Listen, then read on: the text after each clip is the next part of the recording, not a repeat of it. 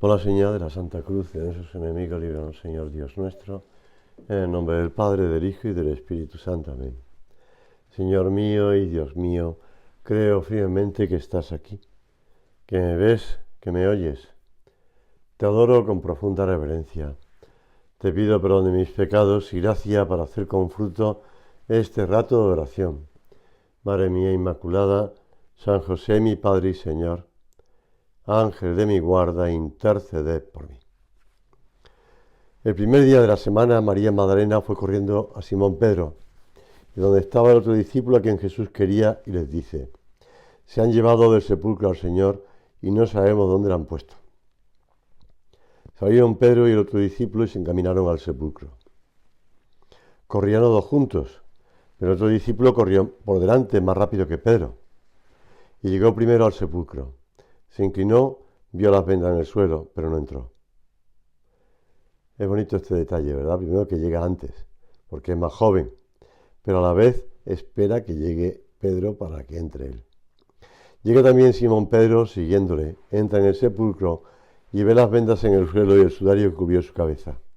No junto a las vendas, sino plegado en un lugar aparte. Otro detalle interesante del Evangelio. Además, lo que lo recoge San Juan, el detallista. Entonces entró también otro discípulo, el que había llegado el primero al sepulcro, vio y creyó. Como dice San José María, el amor es el primero que capta esas delicadezas. Por eso te decía antes lo del detallista. Aquel apóstol adolescente con el firme cariño que siente hacia Jesús, porque quería a Cristo con toda la pureza y toda la ternura de un corazón que no ha estado corrompido nunca, exclamó: es el Señor. San Juan tiene esos detalles cuando se encuentra con Cristo. En este caso que está citando San José María, está citando ya después de la resurrección, cuando estaban pescando y les preguntan si tienen algo que comer y les manda a echar las redes a la derecha. Y cogieron aquellos grandes peces. Pues es el Señor. Se volvió Pedro y vio que seguía detrás el discípulo a quien amaba Jesús. Otro detalle del Evangelio. El que en la cena se había recostado en su pecho y le había preguntado: Señor, ¿quién es el que te ha de entregar? Este es el discípulo que da testimonio de esto, que lo escribió y sabemos que su testimonio es verdadero. Estoy leyendo estos días un libro escrito por un norteamericano que habla, el título en castellano es En defensa de Jesús, y va recorriendo la historia de los evangelios. Y vamos viendo cómo cada uno de los evangelios están escritos con esa intención. Uno porque recoge la predicación de Pedro, otro porque recoge la propia experiencia de Mateo, otro porque recoge la predicación de San Pablo. Bueno, y el propio Juan completa, por decirlo así, los evangelios. Pero mete esos detalles propios, esos detalles suyos, aunque no se pone en primera persona, pero es testigo ocular. Y además que añade esos detalles de cariño, como dice San José María. El amor es el primero que capta esas delicadezas. San Juan es el discípulo amado, aquel discípulo a quien amaba Jesús. Son las palabras con las que el mismo Juan se designa en un intento frustrado de pasar inadvertido. En su humildad, Juan no se dio cuenta de que pasaría la historia con el apodo más precioso que persona alguna ha tenido nunca. Perdón. Consideramos en nuestra oración hoy la vida de ese hombre joven, de un adolescente de vida limpia que murió anciano, pero siempre supo conservar su corazón joven con la capacidad de amar sin reservas. Le tocó vivir una época apasionante, la plenitud de los tiempos, y realizar la tarea no menos apasionante de dar a conocer a Cristo y hablar a sus contemporáneos. Con palabra ardiente y voz llena de fuerza de las enseñanzas del Maestro. Dio testimonio verdadero del Evangelio con su vida y sus escritos. Sabemos que era natural de Betsaida, una ciudad de Galilea. Estaba situada más al norte de Cafarnaúm, en la propia ribera del lago Tiberíades. Sus padres eran Zebedeo y Salomé, y su hermano Santiago el mayor. Se habían trasladado porque formaban una familia acomodada de pescadores. Fue el discípulo de Bautista cuando éste predicaba por la ribera del Jordán, preparando la llegada ya inminente del Señor. Se ve que tanto Andrés como él, que después presentaron a sus hermanos respectivos, a Pedro y a Santiago, el mayor, pues se ve que estos dos tenían deseos en su corazón de encontrar la verdad, de encontrar al Mesías. Y se fueron a por Juan el Bautista. Y Juan el Bautista, después de prepararlos, les llevó a Cristo. Las palabras del precursor avivaron los deseos de ese futuro apóstol de los dos, de ver al Mesías. Y Jesús un día se hizo encontradizo con él, con ese chico joven. El mismo Juan narra en su Evangelio, ya te digo, el detallista, su encuentro con Cristo. Al día siguiente estaba allí de nuevo Juan el Bautista y dos de sus discípulos, Andrés y el propio Juan, apóstol, y fijándose en Jesús que pasaba, dijo: «He aquí el Cordero de Dios». Los dos discípulos que le oyeron siguieron a Jesús. Y San Juan, ya anciano, recuerda la hora. Era como la hora 10ª. Esa atracción da personalidad de Cristo. También porque el propio Juan el Bautista se los había señalado. Pero le preguntan: «Maestro, ¿dónde vives?». Y él les respondió: «Venid y veréis». Y a partir de aquel momento, para los dos jóvenes, sus vidas adquieren una nueva dimensión. Han encontrado al Mesías. Fueron y vieron dónde vivía y permanecieron aquel día con él. Señor, nos preguntamos todos: ¿dónde vivías tú? Porque era lejos de Nazaret. ¿Dónde vivías tú? En esta serie de Chosen se habla de que, sale que tú estabas viviendo en una tienda de cuero, en una tienda de cuero. No nos asombremos del tema, porque el propio San Pablo era curtidor y trabajaba también con eso para ganar sustento. Pero la realidad es que eso es lo que ocurre en la vida de Juan y de Andrés. Vieron dónde vivía y permanecieron con él aquel día. Después se marcharon y es cuando terminan trayendo al momento con Cristo. Pues llevan a Cristo a aquellos hermanos suyos que te comentaba antes, como ya lo sabes además. Por eso vamos nosotros a considerar la grandeza del encuentro con Cristo en nuestras vidas.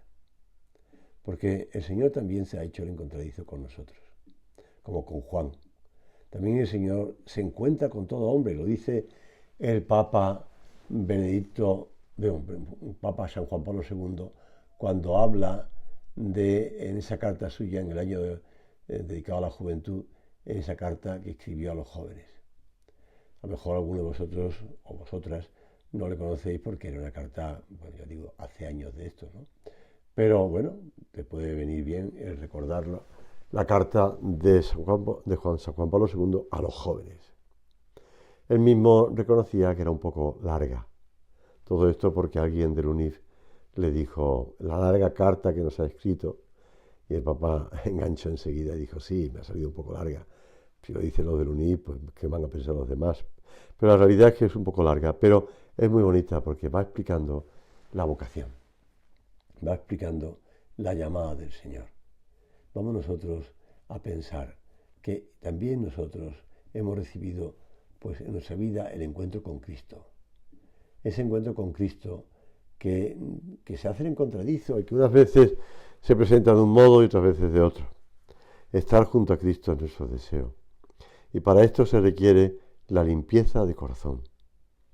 La vida limpia de Juan le llevó a estar siempre muy cerca de Jesús y de María.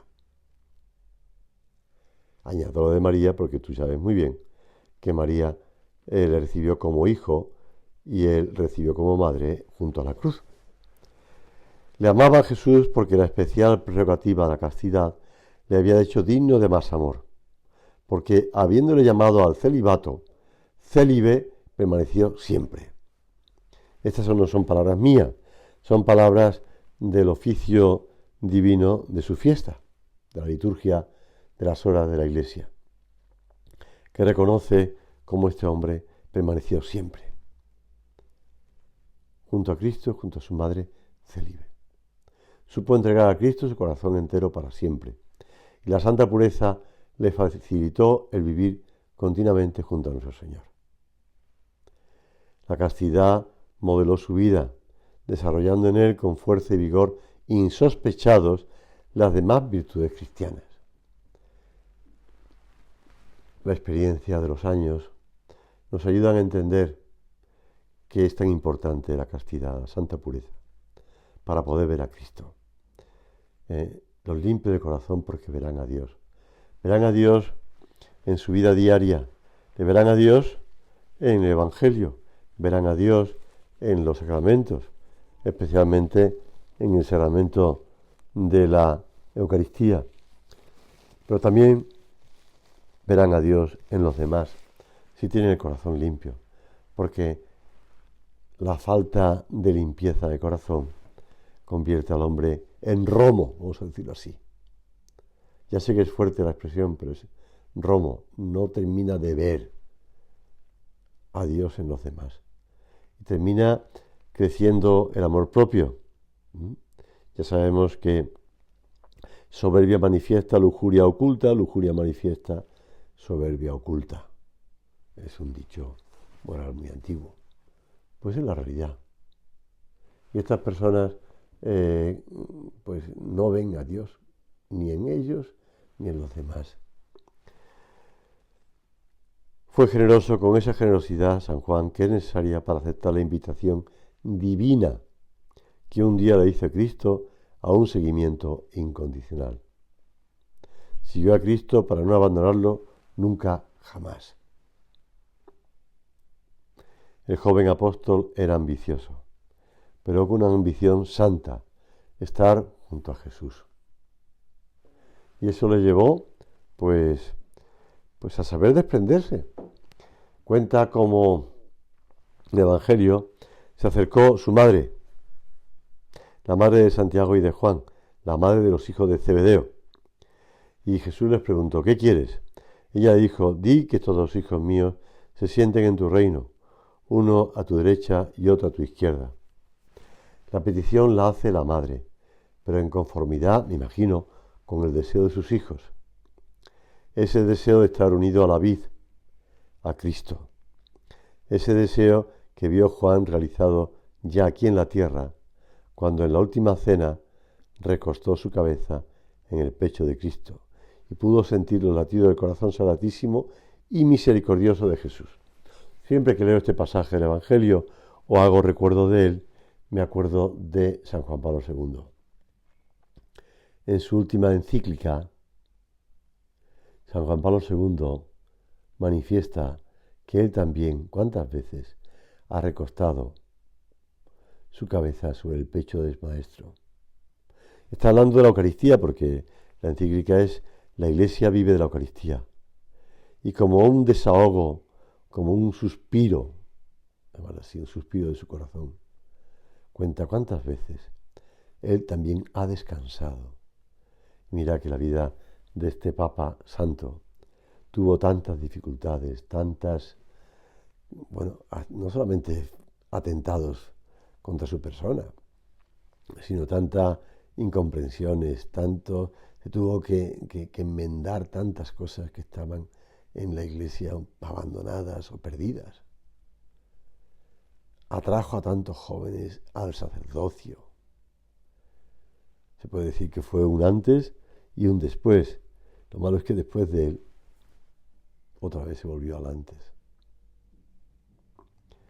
Pues este hombre, San Juan Pablo II decía cómo recostaba la cabeza sobre el pecho del Maestro en la Eucaristía. Te animo que también tú, siguiendo al discípulo amado, haga eso mismo.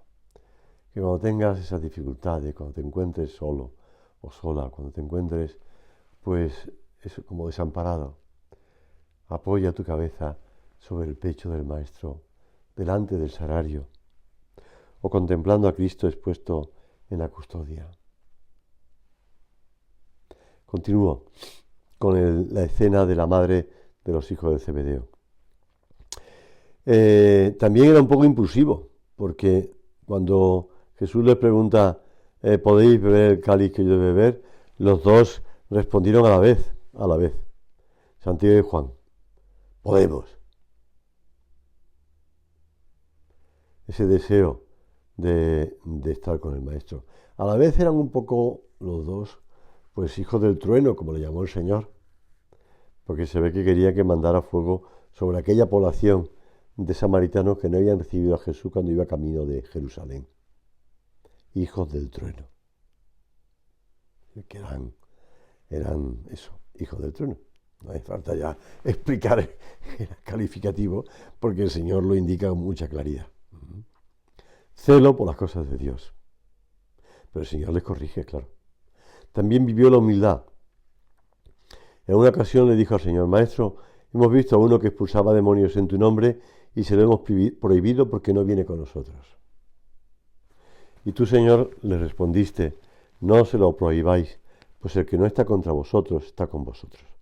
Y aquel hombre supo rectificar, ampliando los horizontes.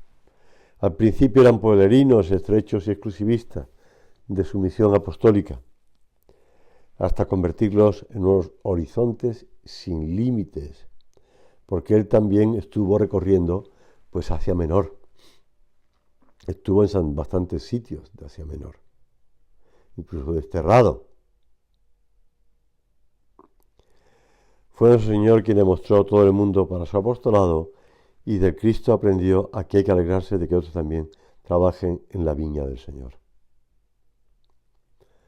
Junto con Pedro y con su hermano Santiago, Juan recibió del Señor particulares detalles de confianza y de amistad. Cristo le tuvo especial aprecio, porque fue testigo de la transfiguración del Señor en el monte, de la agonía de Jesús en el huerto de Getsemaní. Acompañó a su Maestro en la entrada triunfal en Jerusalén, se sentó junto a Cristo en el cenáculo, estuvo en el Calvario junto a Santa María, y es en el Gólgota donde recibe a María por madre. Y además, fue corriendo, como ya hemos contado al principio, delante de Pedro para encontrarse con que había resucitado su Maestro. San Juan fue un privilegiado, pero San Juan se lo ganaba a pulso. San Juan fue buscando al Señor y lo encontraba. San Juan no se permitía perderse nada del Señor. Vamos nosotros también a ser, como diría yo, valientes, audaces, que nadie nos gane en seguir a Cristo, que nadie nos gane en estar junto a Cristo, que no nos dejemos engañar, que todos queramos estar junto al Señor, ya sea en los momentos difíciles, como la cruz, los momentos estupendos, pues no sé, la transfiguración. Ya puesto a aclarar también la transfiguración. ¿Qué premio tan grande recibe Juan junto a la cruz? Ahí tienes a tu madre. Jesús, tú no le dejarías a tu Santísima Madre, a Juan, porque era el único que estaba ahí, sino porque tenía ese corazón grande para amar. Y que tú sabes que Él iba a proteger y a cuidar de tu madre. Que Él estaba junto a la cruz porque quería estar junto a ti. Y ya que tú te ibas al Padre, pues por lo menos tú le dejabas a tu madre, para que ese corazón enamorado no se quedara roto. Después de la resurrección, como te dije antes, es el primero que reconoce a Jesús en esa pesca milagrosa. en esa pesca que se produce después, la segunda pesca milagrosa. Es el Señor. Ni Pedro ni nosotros se habían dado cuenta. Pedro después ya se tira al agua, como siempre. Pedro se va tirando al agua siempre. Se tira al agua. Se tira al agua cuando Jesús va andando a las olas con la tempestad y ellos están, si eres tú, mándame que vaya a ti. Y Pedro se tira, efectivamente. Después se hunde, pero se tira. Efectivamente, Pedro también es un campeón de la amor a Dios. Bueno, también es un campeón, pero bueno, duda, ¿no? En cambio, en la resurrección, Juan es el Señor, es el Señor. Vamos nosotros también a tener esa vista que nos da Cristo. Es el Señor. Que de verdad entendamos que es Cristo el que está delante de nosotros cuando se hacen en contradice con nosotros y no lo reconocemos al principio. No me refiero solamente a los momentos de dolor, de sufrimiento, de contrariedad. También quiero hablar de esos momentos, como, sin ir más lejos, cuando una persona te pide ayuda. Estamos en estos días de la Navidad. Dios nace, pero tú lo llevas a los demás. Tú lo llevas a los demás. Tú manifiestas a Cristo a los demás, a ese niño recién nacido. También sobresale en su vida la preocupación por los demás. Se llaman Jesús, Simón Pedro y otro discípulo. También sobresale en su vida la preocupación por los demás. Según decimos, se llaman Jesús, Simón Pedro y otro discípulo. Este discípulo era conocido del pontífice y entró al tiempo que Jesús en el atrio del pontífice, mientras que Pedro se quedó fuera a la puerta. Salió y lo introdujo. Pedro se deja llevar por Juan. Juan tira de él. San Jerónimo, en su comentario sobre la epístola a los Gálatas, cuenta lo siguiente. El apóstol San Juan, al final de su vida, cuando vivía en Éfeso, siempre hacía la misma exhortación a los fieles que acudían a verle. Hijitos, amaos unos a otros. Tal era la insistencia que sus discípulos al abuelito le preguntaron, ¿por qué siempre dices esto? Y San Jerónimo continúa con la conversación, porque este es el precepto del Señor y su solo cumplimiento es más que suficiente. Esas palabras de San Jerónimo, estudioso de las Sagradas Escrituras, traductor de las Sagradas Escrituras al latín, recoge esta anécdota de la vida de San Juan ya anciano. ¿Por qué siempre dices esto? Y contesta Juan, porque este es el precepto del Señor y su solo cumplimiento es más que suficiente. Amaos los unos a los otros. En la Navidad es un momento especial para cuidar de la familia, para entregarnos a los demás, para darnos, en primer lugar, a las personas que nos rodean, queridas, pero después a todos. A todos. Llevar el amor de Dios a todos. La caridad es un tema que está presente en las cartas de San Juan también. La caridad es el tema predominante, identifica a Dios con la caridad. Dios es amor, dice San Juan, y nos transmite con fidelidad el mandato del Señor.